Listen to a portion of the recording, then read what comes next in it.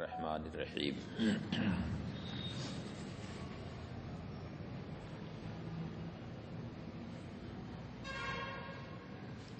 وربما یقال مانیۃ الجمع و مانیۃ الخلو علی التی حکم فیہا بالتنافی فی الصدق او فی الکذب مطلقا۔ ابھی تک مانیۃ الجمع کی تعریف یہ ہوئی ہے کہ جس میں تنافی دو شے کے درمیان صرف صدق میں ہو، کذب میں تنافی نہ ہو۔ صدق میں تنافی ہو، کذب میں تنافی نہ ہو، یعنی دونوں بات مثبت بھی اور منفی بھی، کہ صدق میں تنافی ہو اور کذب میں تنافی نہ ہو۔ اسی طرح سے مانیۃ الخلو کی تعریف یہ کی گئی کہ جس میں دو شے کے درمیان تنافی صرف کذب میں ہو، صدق میں نہ ہو۔ یہ تعریف ہوئی ہے دونوں کی۔ اس تعریف سے ہٹ کر ان دونوں کی الگ ایک تعریف کی جاتی ہے جو ان دونوں تعریفوں سے عام ہے، اور وہ تعریف یہ ہے کہ مانیۃ الجمع اسے کہتے ہیں کہ جس میں تنافی صدق میں ہو، تنافی صدق میں ہو، یعنی جس میں تنافی کا حکم صدق میں لگایا گیا ہو، خواہ کذب میں تنافی ہو یا نہ ہو، اس سے بحث نہیں۔ صدق میں بس تنافی ہونی چاہیے، کذب میں خواہ تنافی ہو یا تنافی نہ ہو۔ سمجھ گئے؟ جبکہ پہلے تعریف کیا ہوئی ہے کہ صدق میں تنافی ہو، کذب میں تنافی نہ ہو، اور اس میں کیا ہے کہ صدق میں تنافی کا حکم لگایا گیا ہو، خواہ کذب میں ہو یا نہ ہو، اس سے کوئی بحث نہیں۔ ایسے ہی مانیۃ الخلو کی تعریف یہ کی گئی ہے کہ جس میں تنافی کا حکم صرف تنافی کا حکم کذب میں لگایا گیا، جس میں تنافی کا حکم کذب میں لگایا گیا ہو، خواہ صدق میں تنافی ہو یا نہ ہو۔ تو مانیۃ الجمع کی تعریف یہ ہوئی کہ جس میں صدق میں تنافی کا حکم مطلق طور سے لگایا گیا ہو، خواہ کذب میں تنافی ہو یا نہ ہو۔ اسی طرح سے مانیۃ الخلو کی تعریف یہ کی گئی کہ جس میں کذب میں تنافی کا حکم مطلق طور پہ لگایا گیا ہو، خواہ صدق میں تنافی ہو یا نہ ہو۔ تو یہ معنی پہلے والے دونوں معنی سے عام، یعنی مانیۃ الجمع کی یہ جو تعریف کی گئی، یہ تعریف پہلی والی تعریف سے عام۔ اسی طرح سے مانیۃ الخلو کی جو یہ تعریف کی گئی، یہ تعریف پہلی والی تعریف سے عام۔ وربما یقال مانیۃ الجمع و مانیۃ الخلو علی التی حکم فیہا بالتنافی فی الصدق او فی الکذب مطلقا۔ اور بسا اوقات مانیۃ الجمع اور مانیۃ الخلو کا اطلاق اس قضیہ پر ہوتا ہے جس میں تنافی کا حکم صدق میں یا کذب میں مطلق طور سے لگایا گیا، یعنی مانیۃ الجمع میں تنافی کا حکم صدق میں مطلق طور سے لگایا گیا ہو، خواہ کذب میں تنافی ہو یا نہ ہو۔ ایسے ہی مانیۃ الخلو میں بھی تنافی کا حکم کذب میں مطلق طور سے لگایا گیا ہو، خواہ صدق میں تنافی ہو یا نہ ہو۔ وَبِهَذَا الْمَعْنَى تکونان عامہ من المعنیین الاولین والحقیقیت ایضا۔ اور اس معنی کے اعتبار سے یہ دونوں یعنی مانیت الجمع اور مانیت الخلو پہلے والے دونوں معنی سے عام ہوں گے اور حقیقیہ سے بھی عام ہوں گے. پہلے جو دونوں کا معنی بتایا گیا اس سے بھی عام اور حقیقیہ سے بھی عام. اس لیے کہ پہلے جو معنی بتایا گیا ہے اس میں مثبت اور منفی دونوں کی رعایت، اور یہاں پر صرف ایک طرف کو دیکھا گیا اور دوسری طرف بالکل مسکوتن ہو ہے، یعنی اس کے بارے میں کچھ بحث نہیں کی ہے تنافی یا نہیں، اس سے کوئی بحث نہیں. جبکہ حقیقیہ میں تنافی کا حکم دونوں میں ہوتا ہے، صدقن بھی اور کذبن بھی، تو اس سے بھی یہ عام ہے. وَلِبَعْضِ الْأَفَاضِلِ ہا ہونا بحث شریف، اور بعض افاضل کے یہاں ایک بحث شریف ہے. بعض افاضل کے یہاں ایک بحث شریف ہے. جیسے بہت ساری چیز کے ساتھ شریف لگاتے ہیں نا، جیسے کہا جاتا ہے مبارک پور شریف، ہاں کہا جاتا ہے براؤں شریف، اجمیر شریف، تو بحث کے ساتھ لگایا ہے کیا؟ ہاں ایک بحث شریف. اور بحث شریف کیسی ہے کہ اس کو ذکر کیا ہے شارح نے، اس کے بعد پھر اس بحث کا رد بھی کر دیا. وہ بحث شریف یہ کی ہے بعض افاضل نے کہ مانیت الجمع میں جو جمع میں منافات ہوتی ہے تو اس جمع میں منافات کا کیا مطلب ہے؟ کیا اس منافات کا مطلب یہ ہے کہ ایک ذات پر دونوں کا صدق نہیں ہو سکتا، یا یہ ہے کہ دونوں ایک ساتھ موجود نہیں ہو سکتے؟ کیا مطلب ہے منافات کا؟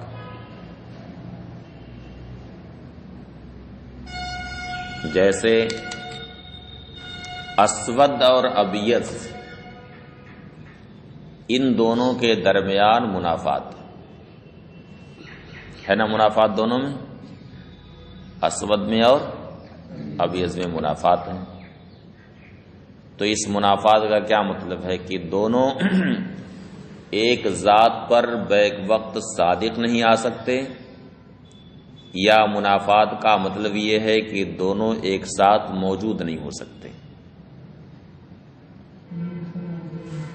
ہاں دونوں ایک ساتھ موجود نہیں ہو سکتے، یعنی گورا اور کالا دونوں ایک ساتھ موجود نہیں ہو سکتے. ہاں یہ مطلب ہے منافات کا کہ دونوں ایک ساتھ موجود نہیں ہو سکتے ہیں. ہاں جائیے روڈ پر سے کسی کالے آدمی کو پکڑ کر کے لے کے آئیے اور آپ اپنے بغل میں بیٹھائیے، دونوں ایک ساتھ موجود ہوں گے کہ نہیں؟ ہاں تو کیا مطلب ہے دونوں میں منافات کا؟ کہ دونوں ایک ساتھ موجود نہیں ہوں گے، یا ایک ذات پر دونوں ایک ساتھ صادق نہیں آئیں گے. کیا مطلب ہے دونوں میں؟ یعنی یہ کہا جائے کہ گورا اور کالا ان دونوں میں منافات ہے، دونوں میں تنافی ہے، تضاد ہے. تو تضاد کا کیا مطلب ہے کہ دونوں ایک ساتھ موجود نہیں ہوں گے، کہ ایک ذات پر دونوں ایک ساتھ صادق نہیں آئیں گے.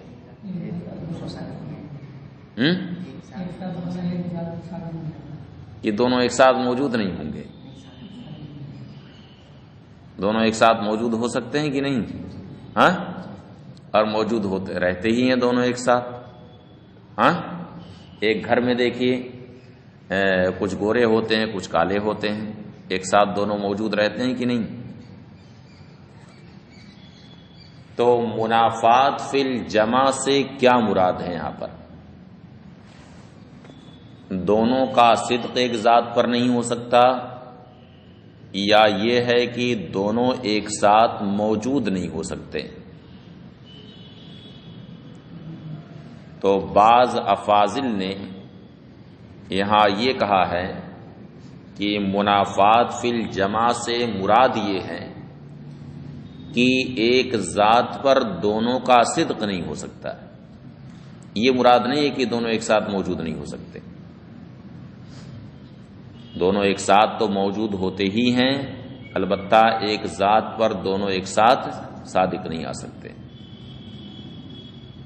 یہ بعض افاضل نے کہا ہے۔ اور یہ بات صحیح لگ رہی ہے کہ نہیں؟ صحیح لگ رہی ہے کہ نہیں؟ ہاں ہے نا صحیح؟ اب دیکھیے وَلِبَعْضِ الْأَفَاضِلِ ہَا ہُنَا بَحْثٌ شریف،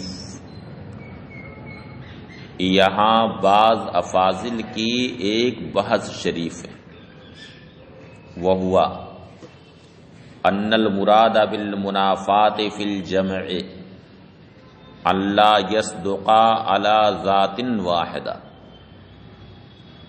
وہ یہ ہے کہ منافات فی الجمع سے مراد یہ ہے کہ ایک ذات پر دونوں صادق نہ آئے، لا انہما لا یجتمعان فی الوجود، یہ نہیں مراد ہے کہ دونوں ایک ساتھ موجود نہ ہو، یہ مراد نہیں ہے کہ وجود میں دونوں اکٹھا نہ ہو۔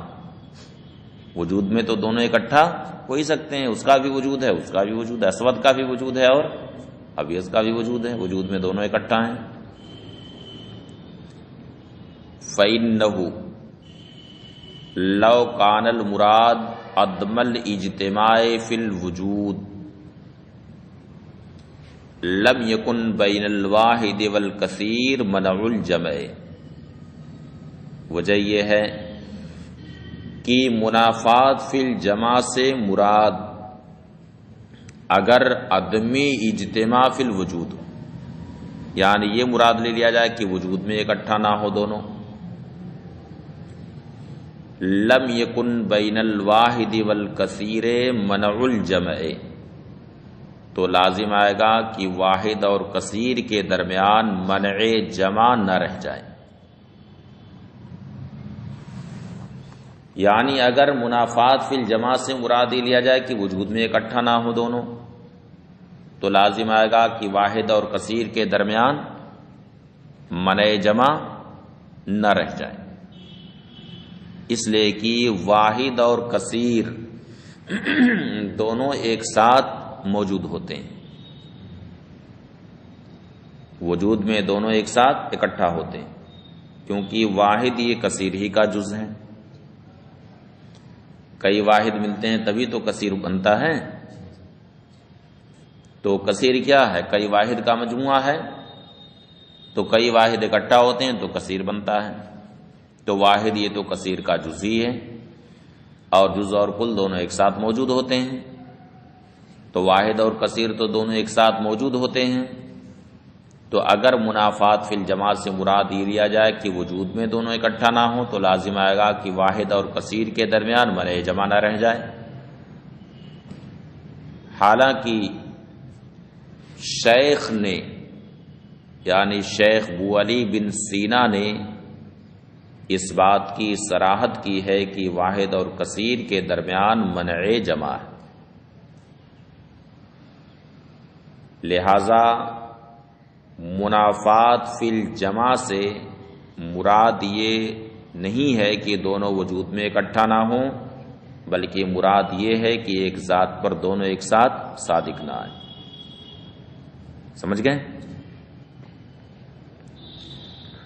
فَإِنَّهُ لَوْ كَانَ الْمُرَادُ عَدْمَ الْاجْتِمَاعِ فِي الْوُجُودِ، اس لیے کہ اگر وجود میں عدم اجتماع مراد ہو، لم یکن بین الواحد والکثیر منع الجمع، تو واحد اور کثیر کے درمیان منع جمع نہیں رہے گا،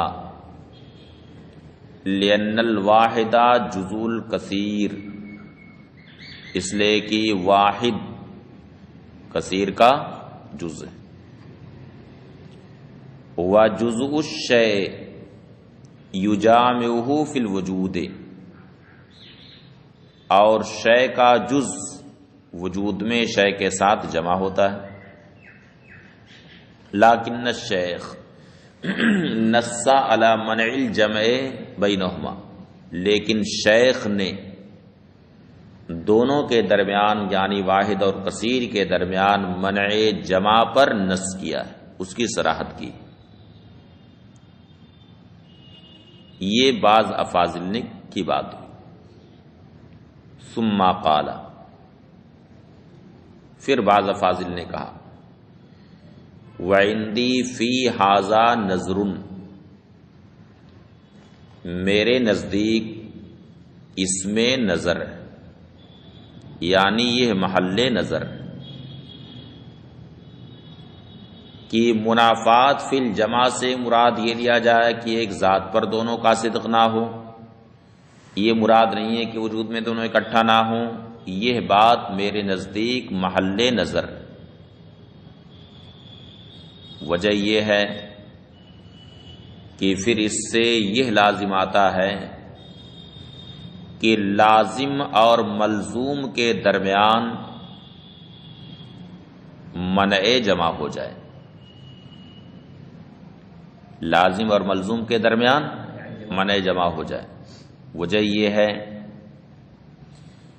کہ لازم اور ملزوم کا صدق ایک ذات پر نہیں ہوتا، لازم اور ملزوم کا صدق ایک ذات پر نہیں ہوتا، جو لازم کا مصداق ہے وہ ملزوم کا مصداق نہیں، اور ملزوم کا جو مصداق ہے وہ لازم کا مصداق نہیں، دونوں کے مصداق الگ الگ ہیں۔ تو اس تفسیر پر یہ لازم آتا ہے کہ لازم اور ملزوم کے درمیان منع جمع رہے، حالانکہ لازم اور ملزوم کے درمیان منع جمع نہیں ہے، کیونکہ شے کا لازم شے کے ساتھ جمع ہوتا ہے، دونوں کے درمیان منع جمع نہیں ہے۔ اور اوپر جو تفسیر کی گئی ہے منافات فی الجمع کی، اس سے یہ لازم آتا ہے کہ لازم اور ملزوم کے درمیان بھی مانعۃ الجمع ہو جائے، اس لیے کہ لازم اور ملزوم کا صدق ایک ذات پر نہیں ہوتا ہے، ہوتا ہے دونوں کا صدق ایک ذات پر۔ اب جیسے آگ کے لیے حرارت لازم ہے، تو آگ کا مصداق الگ ہے اور حرارت کا مصداق الگ ہے، دونوں کا مصداق الگ الگ ہے۔ طلوع آفتاب کے لیے روشنی لازم ہے، طلوع آفتاب کے لیے روشنی لازم ہے، تو دونوں کا مصداق الگ الگ ہے۔ تو اگر یہ مراد لیا جائے کہ ایک ذات پر دونوں کا صدق نہ ہو، تو اس سے تو یہ پھر لازم آیا کہ لازم اور ملزوم کے درمیان بھی منع جمع ہو جائے، حالانکہ ان دونوں کے درمیان منع جمع نہیں ہے۔ سمجھ گئے؟ لازم اور ملزوم دونوں کا مصداق الگ الگ ہے کہ نہیں؟ جو ملزوم کا مصداق ہے وہ لازم کا نہیں ہے، اور لازم کا جو مصداق ہے وہ ملزوم کا نہیں، دونوں کا صدق الگ الگ ذات پر ہوتا ہے۔ ہاں ایک ذات میں لازم ملزوم جمع نہیں ہوگا، نہیں، دونوں کا مصداق الگ الگ ہے۔ ہاں ہاں، تو یہی تو لازم آ رہا کہ دونوں منع جمع ہو جائے، حالانکہ مناطقہ کہتے ہیں کہ لازم اور ملزوم کے درمیان منع جمع نہیں ہے۔ ہاں ہاں ہاں، جمع ہو سکتے ہیں۔ ہاں۔ ثم قال، پھر کہا وعندی فی ھذا نظر، اور میرے نزدیک اس میں نظر ہے۔ اذ یلزم من ذلک جواز منع الجمع بین اللازم والملزوم، کیونکہ اس سے لازم آتا ہے کہ لازم اور ملزوم کے درمیان بھی منع جمع جائز، فإن جزء الشیء من لوازم ہی، کیونکہ شے کا جز اس کے لوازم میں سے ہے۔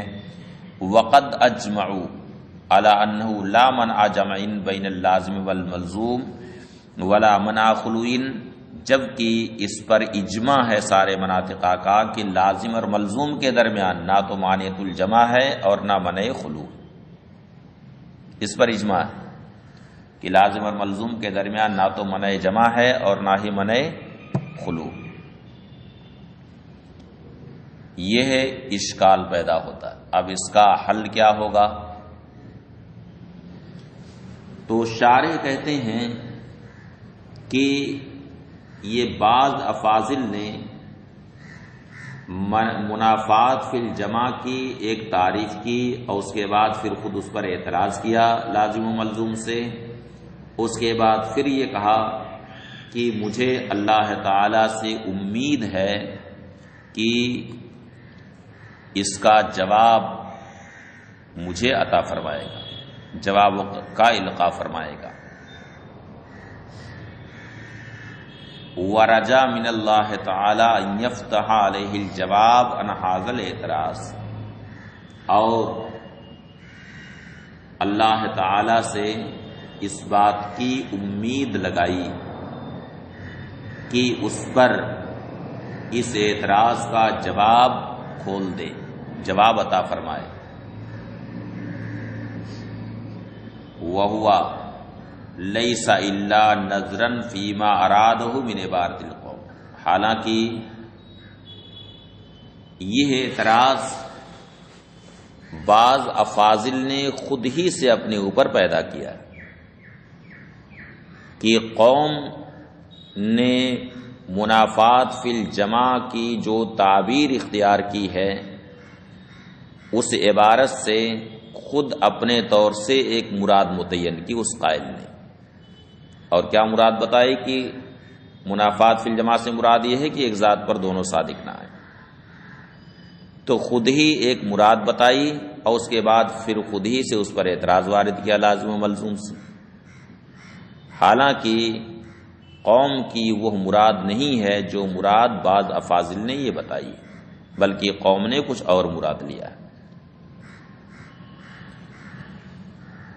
وَهُوَ لَيْسَ إِلَّا نَظْرًا فِي مَا أَرَادَهُ مِنْ عِبَارَةِ الْقَوْمِ، حالانکہ یہ نظر اسی میں ہے، یہ نظر اس میں ہے جو قوم کی عبارت سے مراد لیا ہے۔ فَحَاشَاهُمْ أَنْ يَعْنُوا بِالْمُنَافَاتِ فِي الْجَمْعِ، جبکہ قوم سے یہ بات دور ہے کہ منافات فی الجمع سے مراد وہ عدم اجتماع فی صدق لیں کہ صدق میں دونوں اکٹھا نہ ہوں۔ فَإِنَّ مَانِعَةَ الْجَمْعِ مِنْ أَقْسَامِ الْمُنْفَصِلَةِ، اس لیے کہ مانعۃ الجمع منفصلہ کے اقسام سے ہے۔ والانفصال لم يعتبره الا بین القضیتین، اور انفصال کا اعتبار ان لوگوں نے یعنی مناطقہ نے دو قضیوں ہی کے درمیان کیا ہے، یعنی انفصال کا تحقق جب بھی ہوگا تو دو قضیوں میں تحقق ہوگا۔ فلا یکون منع الجمع الا بین القضیتین، تو منع جمع دو قضیوں ہی کے درمیان ہوگا۔ فلو کان المراد عدم الاجتماع فی الصدق لکان بین کل قضیتین منع الجمع، تو اگر منافات فی الجمع سے مراد عدم اجتماع فی الصدق ہو، فلو کان المراد عدم الاجتماع فی الصدق، تو اگر عدم اجتماع فی الصدق مراد ہو منافات فی الجمع سے، لکان بین کل قضیتین منع الجمع، تو ہر دو قضیوں کے درمیان مانعۃ الجمع کا پھر استحالت ان تصدق قضیۃ علی ما تصدق علیہ قضیۃ اخرى، اس لیے کہ یہ بات محال ہے کہ ایک قضیہ اس پر صادق ہے جس پر دوسرا قضیہ صادق آئے گا، جس پر ایک قضیہ صادق آ رہا ہے محال ہے کہ کوئی دوسرا قضیہ اس پر صادق آئے، بلکہ ہر دو شے کے درمیان منع جمع کا تحقق ہو جائے گا۔ ضیاء المصطفیٰ ہے اور کیا نام ہے سالم، ان دونوں کے درمیان منع جمع ہو جائے گا، اس لیے کہ ظاہر ہے کہ ضیاء المصطفیٰ کا صدق جس ذات پر ہو رہا ہے سالم کا صدق اس ذات پر نہیں ہو رہا ہے، اور سالم کا صدق جس ذات پر ہو رہا ہے ضیاء المصطفیٰ کا صدق اس ذات پر نہیں ہو رہا ہے، ہاں صحیح ہے نا؟ تو اسی تو کہہ رہے ہیں کہ صرف دو قضیہ ہی کی بات نہیں رہے گی بلکہ ہر دو شے میں اس طرح سے منع جمع ہو جائے گا. ہاں حالانکہ ہر دو شے میں منع جمع تو نہیں ہوتا ہے.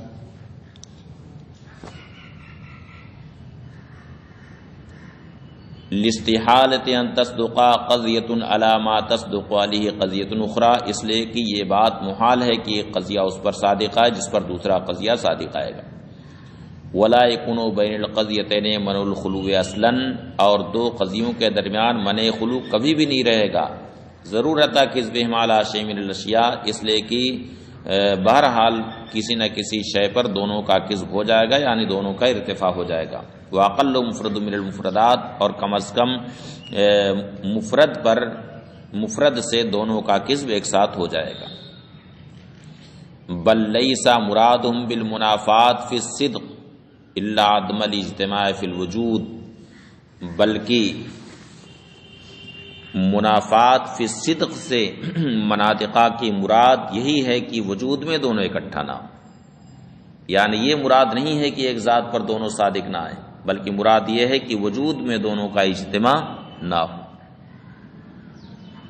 وَأَمَّ الشیخ، اب رہی بات شیخ کی کہ پھر شیخ نے واحد اور کثیر کے درمیان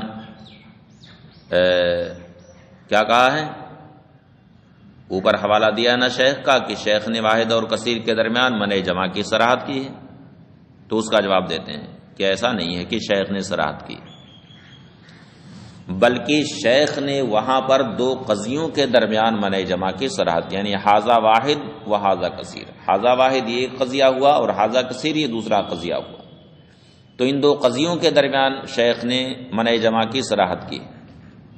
خود واحد اور کثیر کے درمیان منع جمع کی صراحت شیخ نے نہیں کی.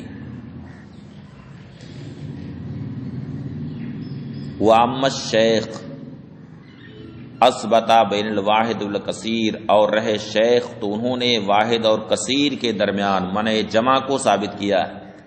فَهُوَ لَيْسَ بَيْنَ مفہومِ الواحد والکثیر، تو واحد اور کثیر کے دونوں مفہوم کے درمیان انہوں نے منع جمع کو نہیں ثابت کیا ہے، بلکہ حاذا واحد جو ایک قضیہ ہے اور دوسرا قضیہ حاذا کثیر، ان دونوں کے درمیان انہوں نے منع جمع کو ثابت کیا ہے. فَإِنَّ الْقَضْيَةَ الْقَائِلَ اما یکون حاذا واحد و اما یکون حاذا کثیر، اس لیے کہ وہ قضیہ جو اس بات کا قائل ہو کہ اما یکون حاذا واحد و اما یکون حاذا کثیر، کی یا تو واحد ہے یا کثیر ہے، ان دونوں کے درمیان منع جمع ہے.